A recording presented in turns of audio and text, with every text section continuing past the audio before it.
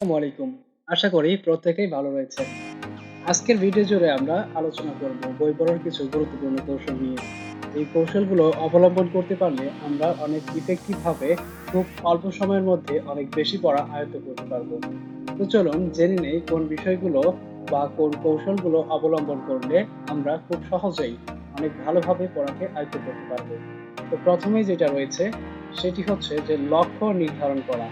লক্ষ্য নির্ধারণ করা বলতে আমরা বলছি যে ভবিষ্যতে বা ইন ফিউচারে আমরা কি করতে চাই সেটি নির্ধারণ করা।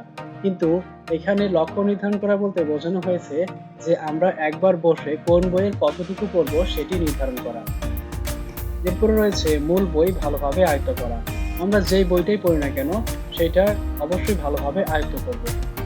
এরপরে রয়েছে প্রতিদিন বা নিয়মিত পড়া। আমরা যতটুকুই পড়ি অবশ্যই চেষ্টা করব প্রতিদিন পড়ার এবং একটি নির্দিষ্ট সময় ঠিক করে সেই সময়টা অবশ্যই আমরা পড়ার চেষ্টা করব। এরপরে রয়েছে যে গুরুত্বপূর্ণ বিষয়াবলী খুঁজে বের করা। আচ্ছা, আমরা কোনো বইয়ের যে কোনো অধ্যায় পড়ি না কেন সেই অধ্যায়ে আমাদের লক্ষ্য রাখতে হবে যে একটি অধ্যায়ের সম্পূর্ণটাই কিন্তু গুরুত্বপূর্ণ বিষয় নয়। এর মধ্যে কিছু নির্দিষ্ট টপিক থাকে যেগুলো থেকে প্রশ্ন হয়ে থাকে বা যে টপিকগুলো অধিক গুরুত্বপূর্ণ। তো আমাদের প্রথম কাজ হচ্ছে যে সম্পূর্ণ অধ্যায়টা ভালো করে পড়ে সেই টপিকগুলো বা গুরুত্বপূর্ণ বিষয়গুলো খুঁজে বের করা এবং সাথে সাথে সেই গুরুত্বপূর্ণ টপিকগুলো নোট করা। আচ্ছা, এরপরে রয়েছে যে প্রতিটি বিষয়ে সমান গুরুত্ব দেওয়া। আমরা অনেকে আছি যে একটা বিষয়, ২ টা বিষয় ভালো করে পড়ি আর বাকি বিষয়গুলো আমরা মনোযোগ দিয়ে ভালো করে পড়ি না বা অবহেলা করি। এটা কখনোই করা যাবে না। প্রতিটি বিষয়ে সমানভাবে গুরুত্ব দিতে হবে। এরপর রয়েছে যে বিগত বছরে আসা প্রশ্নগুলোর সমাধান করা। আচ্ছা, বিগত বছরে যেরকম প্রশ্নগুলো হয়েছে সেগুলো সমাধান করতে হবে। তাহলে কি হবে? বিগত বছরে আসা প্রশ্নগুলো সমাধান করলে আমাদের সেই প্রশ্নের প্যাটার্ন সম্পর্কে ধারণা হয়ে যাবে এবং আমরা অনেক সহজেই আন্দাজ করতে পারবো যে কোন অধ্যায় থেকে বা কোন টপিক থেকে কিরকম প্রশ্ন হয়ে থাকে। আচ্ছা, এরপর হচ্ছে প্রতি ৩০ মিনিট পর পর ৫ মিনিট বিশ্রাম নেওয়া। অর্থাৎ আপনি যদি একবার বসে একটানা ৩০ মিনিট ভালোভাবে পড়তে পারেন তাহলে ৩০ মিনিট পরে আপনি একটি বিশ্রাম নিবেন।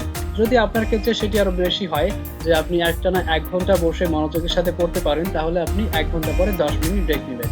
অর্থাৎ কিছুক্ষণ পড়ার পরে আপনি একটু সময় করে ব্রেক নিবেন বা বিশ্রাম নিবেন, যে সময়টাতে আপনি পড়ালেখা বাদ দিয়ে অন্য কোনো কাজ করবেন।